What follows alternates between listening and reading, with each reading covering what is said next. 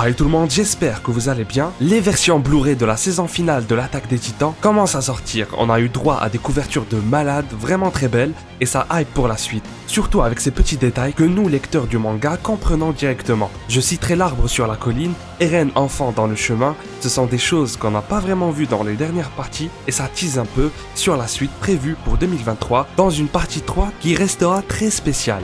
Espérons avoir un trailer très bientôt, et pourquoi pas dès novembre, puisqu'un événement aura lieu. Je vous tiendrai au courant pour plus d'informations, alors abonnez-vous pour ne rien rater, likez et donnez votre avis en commentaire. Voici le Senpai News, allez c'est parti. 9つの巨人にはそれぞれ名前がある。いついかなる時代においても自由を求めて進み続けた。自由のために戦った。名は進撃の巨人。この世から一匹残らず。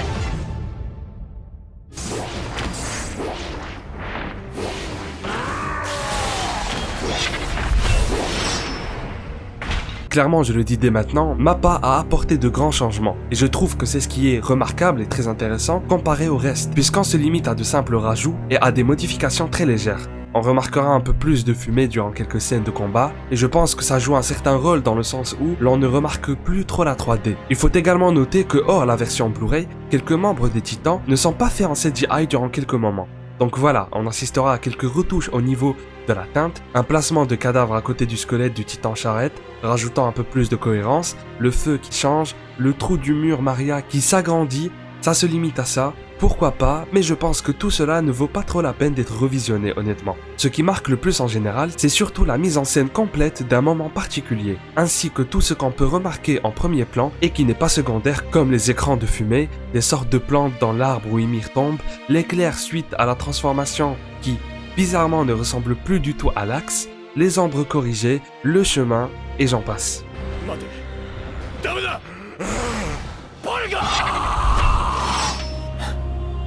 Vous le savez probablement, les studios d'animation se voient obligés parfois de censurer quelques passages à cause de la diffusion de la série animée à la télé. Ces derniers attendent alors de retravailler quelques scènes pour enlever cette censure et la présenter dans la version finale qui est le coffret Blu-ray. Concernant ces premiers 6 épisodes, on n'a pas eu trop de moments abusés je dirais. Je pense notamment au cadavre de Cord, à quelques combats avec l'équipement tridimensionnel, ça tourne autour de ça généralement. J'ajouterai aussi Ymir qui se fait dévorer par ses 3 filles, Rose, Maria et Sina. Dans cette version, on peut remarquer quelques suppressions d'ombre pour plus de visibilité. Quand Mikasa tranche les 2 soldats morts, la scène cannibale également, mais je trouve que ça reste drôlement léger par rapport au manga.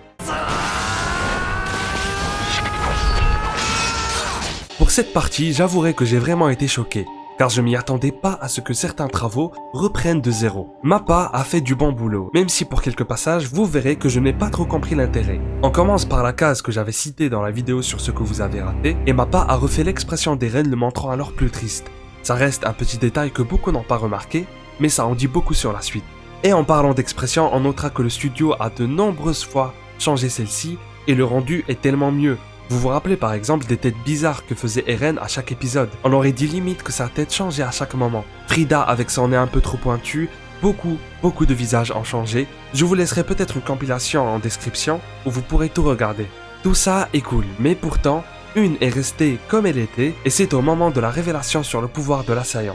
Ils ont complètement réanimé la scène à la maison, ça montre qu'ils n'avaient pas vraiment du temps, la clé de 8, quelques changements sur le point de vue, bref c'était sympa. Grisha Yeager sur le point de se transformer, c'est très impressionnant, le reste se résume à des modifications autour du gabarit des personnages et leur position. On notera également quelques réanimations où on peut juste noter un petit décalage au niveau des mouvements.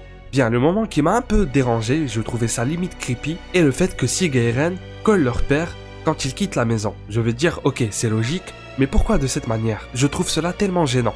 Ils savent où il va, pourquoi ne pas avoir animé les 2 frères un peu plus loin avec des visages blasés, comme dans le sous-sol des Races. Dites-moi ce que vous en pensez de tout ça, j'ai vraiment besoin de votre avis là-dessus, et sur toute cette première partie en Blu-ray. C'était le Senpai News, je vous invite à vous abonner, à liker et à commenter, d'autres vidéos sont prévues, et à la prochaine. 全て一つの座標で交わる。つまりそれが始祖の巨人だ。